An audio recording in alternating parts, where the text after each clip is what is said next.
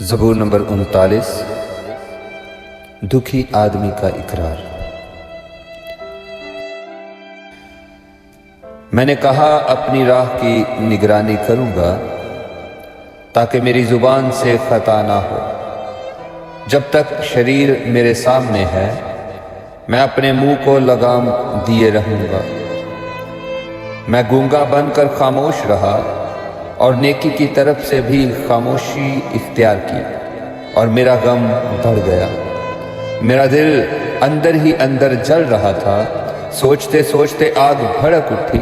تب میں اپنی زبان سے کہنے لگا، اے خداوند ایسا کر کہ میں اپنے انجام سے واقف ہو جاؤں، اور اس سے بھی کہ میری عمر کی میعاد کیا ہے، میں جان لوں کہ کیسا فانی ہوں۔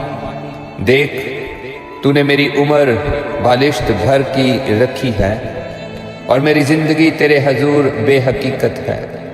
یقیناً ہر انسان بہترین حالت میں بھی بالکل بے ثبات ہے۔ در حقیقت انسان سایہ کی طرح چلتا پھرتا ہے۔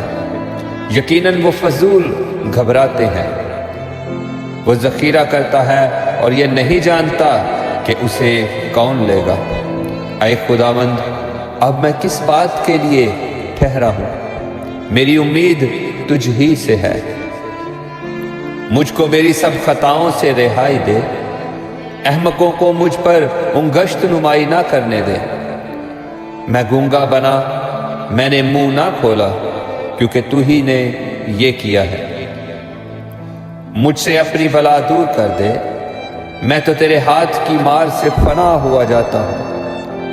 جب تو انسان کو بدی پر ملامت کر کے تنبیہ کرتا ہے تو اس کے حسن کو پتنگے کی طرح فنا کر دیتا ہے۔ یقیناً ہر انسان بے ثبات ہے۔ اے خداوند میری دعا سن اور میری فریاد پر کان لگا۔ میرے آنسوؤں کو دیکھ کر خاموش نہ رہ، کیونکہ میں تیرے حضور پردیسی اور مسافر ہوں، جیسے میرے سب باپ دادا تھے۔ آ مجھ سے نظر ہٹا لے تاکہ تازہ دم ہو جاؤں، اس سے پہلے کہ رحلت کروں اور نابود ہو جاؤں۔ آمین۔ خدا یسوع مسیح کی اس خوشخبری کو دوسروں تک پھیلانے کے لیے جیسے ہم نے آپ تک خوشخبری پھیلائی، آپ بھی اس کو شیئر کر کے دوسروں تک خدا کی اس خوشخبری کو پھیلانے میں اپنی خدمات سر انجام دے، تاکہ آپ کو بھی خداوند برکت دے۔ آمین۔